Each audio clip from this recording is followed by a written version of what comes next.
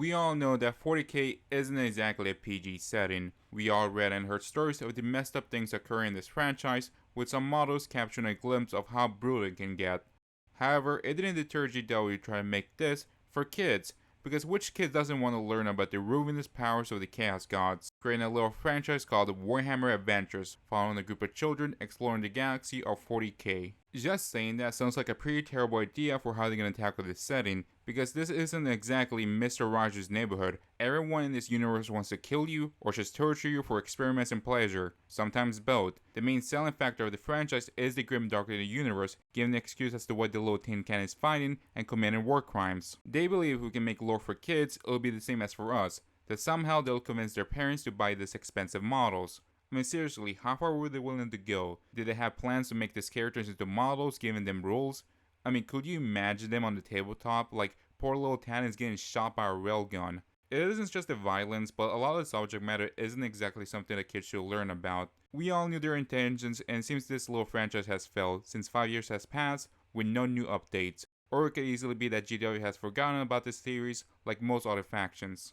While this series left to rot, I got curious, so before getting into the books, I decided to learn about the characters, who they were, and my expectation significantly dropped. Where they sound like the people from 4Kids wrote them. You have Zelia, who's part of her mother's crew, consists of Meki, a character we will talk about in a bit, and an archaeotech named Erasmus. They go out looking for old technology across the planets and are motivated to learn about the past, fair enough, but they want to learn the mistakes about the past to find peaceful way to solve problems.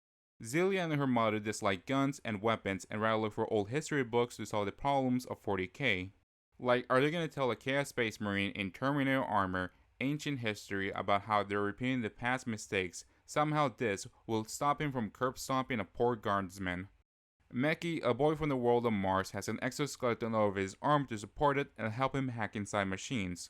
This defeats the purpose of what the Mechanicus should be, but the book does explain why he has it. Then you have Talon, who left the Imperial Guard, now wanted to be ordered around, and forced to join a profession out of peer pressure from his family or the environment he grew up.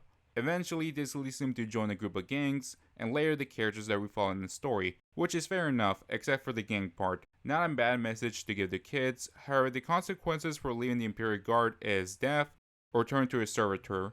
To be fair, being a guardsman isn't exactly the best experience. Your life expectancy is in the single digits, so long as he doesn't get caught or corrupted, fair enough I guess. The last one is Flea Impala, a Jericho who ends up joining them in the first book, where the kids just call him Flea Pit, since it's easier to pronounce. Despite sounding like previous kids wrote them, making them be safe, not too offensive about them, so I expected the books to be treated the same way, where we have space marines going to be firing nerf bullets, and air currents are going to tickle you with their lasers. However, when reading it, I was genuinely surprised that the books aren't that bad. Some I can consider to be good. I know it sounds incredibly heretical for me to say that, but this franchise made for children managed to give more respect, be more accurate, and explore interesting ideas for the Xeno factions than most 40k novels. So let us begin with the first book, Attack of the Necrons. As the title suggests, we read that the Necrons are attacking a high world where our characters are. Here they do an excellent job of showing why the Necrons are so dangerous and terrifying in the kids' book. The characters hear this alarm at the high world, which means an incoming threat. Despite the warning, it gives the defenders no time to prepare, since they instantly show up and begin decimating the planet that not even Space Marines were able to hold out more than an hour. Because, after simulating a couple of hours, they decide to blow up the planet, with the characters seeing it from one of the many voice ships that managed to evacuate the planet before it blew up. However, if you think it stops there, the books also shows how relentless they are, because they begin attacking each of the evacuated ships, destroying them, and even following them through the warp. Despite the group escaping and landing on the planet far from the void ship, the Death Mark tracked them down and began attacking them. There's one part that I liked. When they managed to blow up the Death Mark, Talon tried to get his gun, however his hand was still attached to it and fired in his direction. As for the rest of the book, it introduces the characters that we already talked about and the plot, where during the high world evacuation, Zelia and Molly got separated and told her they were reunited at a planet that is referred to the Emperor's Seat, which we later find out that is incredibly vague since a few planets match that description. The plot gets expanded when Erasmus keeps a Necron artifact that he found in the excavation site at the High World, which is why it got attacked and the group are being hunted down. He sacrifices himself to just temporarily stop the Death Mark, entrusting the kids to deliver it to Zelia's mother. That's pretty much the first book. They capture the Necrons pretty accurately. Even despite being a kid's book, they do capture the violent part of the Necrons. However, they do a clever job of censoring the violence by taking advantage of the lore, where we do see people getting killed, but they get disintegrated into dust. The same thing that could be said about the world building, where we have Talon asking about the warp as they travel inside, and Erasmus, being the old guy, explains the faster form of travel. Then Talon, like a kid, asks more questions. Why are there voice shields? Why we can't see the warp? Erasmus says that he doesn't know, other than it's just a bad thing. This makes sense. Your average Imperial human doesn't know anything about the chaos or the warp, since the Imperium tends to crack down on it, and those that do find out usually don't live to tell the tale. So that's the first book. Let us move on to the second book, Genestealer.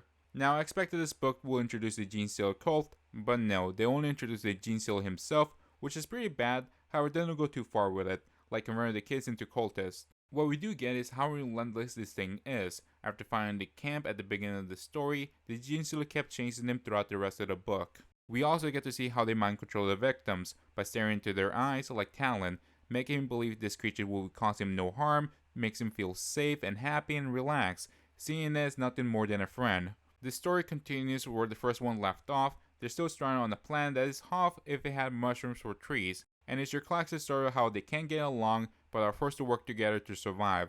At least here it makes sense that they're still children, and the only adult is the Jericho, who's also gone because he's hibernating, unable to deal with the weather. It doesn't change the fact it's still a trope. However, it's pretty sad because the kids miss their parents, Talon since his parents died with the planet, and Zilia has a device to hear her mother's voice. As I said, the Genestealer found their camp and are forced to run away from it, and that's the plot of the book. One of the things that the book does is come up a lot of clever ideas for the kids to run away from the Genestealer, since even space marines have a hard time killing them. So they activate a force field believing they will be safe inside, only for it just to dig a tunnel underneath them, so Meki reverses the shield, making it into a bubble, and trapping it for half an hour since they were running out of batteries. Another one where they were running away from the horde of Genestealer because they found out the reason why the planet has one is that a ship crashed containing a large number of them, all freezing them. The characters didn't notice at the time while inside the ship because upon turning on the power for the heater, many of them managed to be unfrozen. As they got to a tunnel system connected to the ship, Zilia used a grav pistol shooting at the cave ceiling, causing the rocks to fall upon the horde of Genestealers, giving them more time to run away. And that's the whole book, about this children coming up with inventive ways not to get killed by this thing. That's the second book. Let us move on to the third one, Tau. This one starts when they get saved by the rogue trader named Amninity. I'm going to refer to her as the rogue trader since I have a hard time pronouncing her name. Now, it's weird why a rogue trader even answered the search call that the kids made, since it's usually the most dangerous thing someone could do, and that's because she's more emphasis on rogue. We don't know her past until the fifth book, but basically she's a nice person, causing her rogue trader status to be revoked. Her character isn't too interesting, she's just there giving the kids a free ride, and ends up joining them out of a promise to have a business partnership with Zelia's mother as payment. The quality of the story takes a bit of a nosedive. I know a kids book doesn't have good writing, but after reading the whole series, this one is easily notable that the writing is bad. The story in this one, they go to a spaceboat built on an asteroid, where they find a guy named Carter who has information about a lot of planets. Upon landing inside the fortress, they notice a strange amount of Xenos and Beastmen. After meeting with Carter, he won't give them any information without some form of payment. This is where the writing goes rancid because he wants the Jericho and they won't give him because he's considered a member of their group by this point. Later, Talon sells him. The issue with the writing was that this was Felipe's plan to be sold and eventually rescued by Talon. However, they don't know this because Talon didn't bother wasting his time explaining to them since they wouldn't believe him, essentially pulling an Eldar. So you have two different people looking for the Jericho for the same reasons. What makes it frustrating is that Zilia and Meki get into dangerous situations, almost getting killed trying to look for Felipe, only for him not to be at the spot they were searching for. But you know who else knows where Felipe is at? Talon, which by not explaining it was planned and knowing where he was at, he unknowingly endangered their lives. Also, it doesn't make sense that Felipe will devise a plan with Talon since they don't like each other by this point in the story. The only person that he likes is Meki, who is the more calculated one in the group and would have agreed, or better yet, have everyone be involved in it. This whole story could be told half the length, and the reason why I'm so critical is that this is the plot of the whole book, looking for Felipe. The only thing that doesn't make this book fully terrible is that they have a cool idea in it, where the group Zilia, Meki, and the rogue trader get captured and discover that this is under Tau control, but not the Empire, a crime syndicate, where we have this criminal empire selling Tau technology and Xeno to humanity. It's an interesting idea that reminds me of a book I read in Halo where you have a cluster actually connected to each other, making it into a space station. And the Jackals are training with humanity with covenant technology. only to be a trick since all the guns are tracked. Here, that's not the case, they're doing it for greed. Honestly, that's just the only thing that I enjoyed. The rest was just so frustrating, so let us move on to the fourth book. This one is by far one of my favorite in the series, since it truly captures the orcs in both in cruelty and what makes them hilarious. I recommend this book if you're an orc player or enjoy the faction. Even though this is a children's book part of a series, it is genuinely good and doesn't require too much context to understand what's happening. So I encourage you to take a look if you're curious because I'm going to spoil some of the humor. So let us begin the story. After escaping the port, they arrive to one of the planets that match the description of what Zillion's mother told her, where they find this giant statue of the Emperor sitting on a throne carved out of a mountain. They believe this is the planet, however they get attacked, causing them to be separated into two groups. Zillion, Meki, and Fleepit managed to escape the ship before it crashed, while the other two, the Rogue Trader and Talon, remain on the ship. Eventually, the two groups get captured by the two warring orc tribe, the Snakebiters and Techheads. However, the Rogue Trader and Talon are trapped inside a wrecked ship due to the Beastquake and the Snakebiter orcs surrounding them. So here we have an orc moment, where one of them tells the two they are tracking something that wasn't them. Talon questions him what are they tracking, causing the orc to be frustrated that he can't remember. So Talon takes advantage of this and tells him he should go back to the boss to remind him what he was searching for and they'll wait here. The orc finds it a good deal and begins to leave. Now they try to run away when his back is turned, barely taking a few steps. As he's trying to run away, the rogue trader takes an arrow in the shoulder and the boat get captured. Not because they went back on their word, no, that makes sense. The reason the orc captures them is to take him to his boss to remind him what he was supposed to ask. As for the other three, Zilly decides to save this Gretchen, believing there was a guy at first, but decides to go through with it, feeling sympathy. However, she gets punished for this when the Gretchen grabs hold on her, calls for the orc boys to capture the two. As for Fleepit, he left. The Jericho wasn't going to bother to save them and decides to find the ship and complete the main objective. Throughout the story, we see the characters digging themselves into deeper trouble, where the orc factions are trying to find a huge squid called the Biggin, so Talon, trying to survive, tells them they could help by suggesting to use bait to lure it, which the orc bugs called Melbeard thought it was a great plan, so they used them as bait. As for Zilly and Meki saw the story, they're going to be eaten, but the orc bugs named Batu told them to stop since Meki showed him holograms of the past recorded adventures, and Batu found these kids were too entertaining to be eaten, so let them continue entertaining him by fighting each other to the death. A lot happens that involves them getting into worse situations that led them to have the two orc clans have a war. As I said, Zilly is a pacifist who finds it terrible they fight each other for mindless reasons, so she throws a squid bomb at the two orc bosses, causing them to stop, and tells them they should get along. And this looks to be working as the whole army stops and begins laughing at the girl. So reading this part of the story, I was getting a bit disappointed they're pulling Steven Universe with his pacifism route. However, as the two orc bosses finished doing the meme handshake, Batu looked at his hand and saw a bomb, killing him. You have Melbeard and celebrating making fun of Zilly about her pacifism, telling her she's going to use the working together by going out to space and invading Imperial planets. He captured the three except for the rogue trader since he left when Zilly was distracting them. So he ties them on the statue to be used as bait for the Biggin. This just brings a smile to her face that she's getting punished this hard. I dislike characters like Steven Universe who can convince anyone to be good, even someone like Erebus since he said he was sorry. However, here we get to see that type of character gets punished and made things much worse. Being a 40k book, everything gets worse because it turns out there was more than one Biggin, a large horde of them, and begins to decimate the orcs. But the kids gets rescued by an Inquisitor teleporting off the planet into his ship. That ends the fourth book. Let's move on to the fifth book. The Inquisitor appears each of the books, trailing the kids' adventures and seeing the threats that they face. Instead of taking the time to fix the issues, he moves on, claiming that finding what those kids have is more important. One such example is that after the town Emperor tried to take over the asteroid spaceport, the people were able to retake it back, but took heavy casualties, where the Inquisitor walks into the port, seeing corpses, and a medic doing her best with no supplies to help the dying people, pleading for him to help, but thinks to himself he could, but the artifact is more important. Upon finally reaching the kids, they tell him that Felipe has it. Throughout the book, he was the one entrusted to carry inside his mini pocket dimension, and during the fourth book, he tried to save the kids with the rogue trader on the fake ship, but they were too late to reach them. And we see how much of a snake this Inquisitor is when he tries to tell the kids that those two betrayed them, and they were in on it from the start, only caring about the artifact, not them. Which doesn't make any sense since they were the opposite sides of the Imperium. And this is what the Inquisitors will do, make people question themselves and the people around them, bend their lies into the truth, causing Talon to fully trust this guy, and Zelia believe him. However, except Meki, he knows about Inquisitors too well since they're the reason why he's an orphan. What happened is that Meki doesn't consider himself as a Mechanicus, since his family was part of a faction on Mars that believed this radical, evil idea that maybe we shouldn't always rely on SCC and should focus on creating new technology. This, of course, was punished by killing Mackey's parents and turning his faction into servitors, and the people who led this ordeal was an Inquisitor. This is the reason why Mackey still has a limp arm, since he knows he had to cut it and replace it with a robot arm, but his family believed through creating new technology, the arm could be restored. So he carries on the idea by one day creating technology in honor of his parents by restoring his arm. Here the story is that the Inquisitor goes to this forge wall with the kids to hook himself upon a device that helps him enhance his psychic powers to find where they're at. This had consequences because suddenly everyone begins getting smallpox turning green, specifically on the Mechanicus. Later they discover why it spread so fast and only them, because the virus isn't in the machines and anyone who connect themselves will get infected by the Nurgle plague. Of all the Chaos Gods, Nurgle is the best option since Khorne is too bloody, Tzeentch is confusing and even gives me headaches, and Slaanesh is Slaanesh.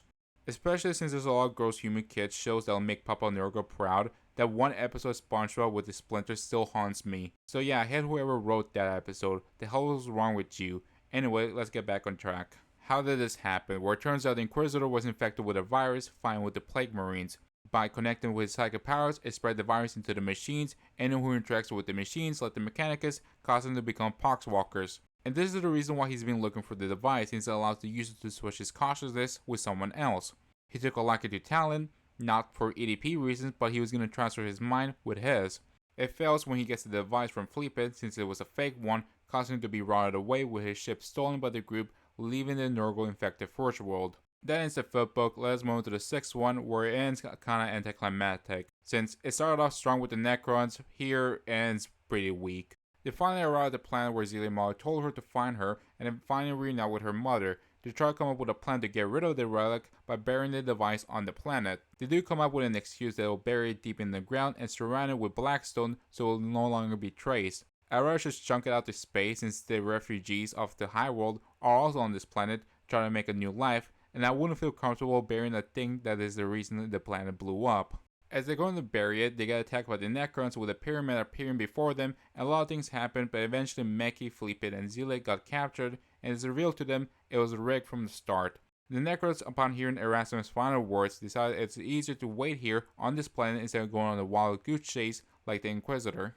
As for her mother, they decided to just mind shackle her with a scout to trick her into giving the relic to them. I can kinda see the thought process of letting them come to them, but doesn't mean you don't have to stop sending death marks and try to see if you can steal it. What are the Necrons going to do with the device? Well, they're going to use it to transfer their consciousness to the humans on this planet.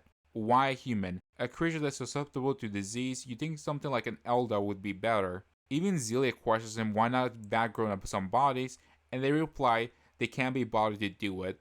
So they begin rounding up the humans. As for Talon, he wasn't captured and managed to get in contact with the Ultramarines, causing them to arrive on the planet, and that was incredibly lucky they were patrolling near that part of the space. The main issue is that while the Ultramarines are attacking the Necrons, they're still trying to complete their objective by switching their consciousness to a human, which if they succeed, the Ultramarines are going to have an easier time curb stomping them, or what about the people they switch decide to turn against them.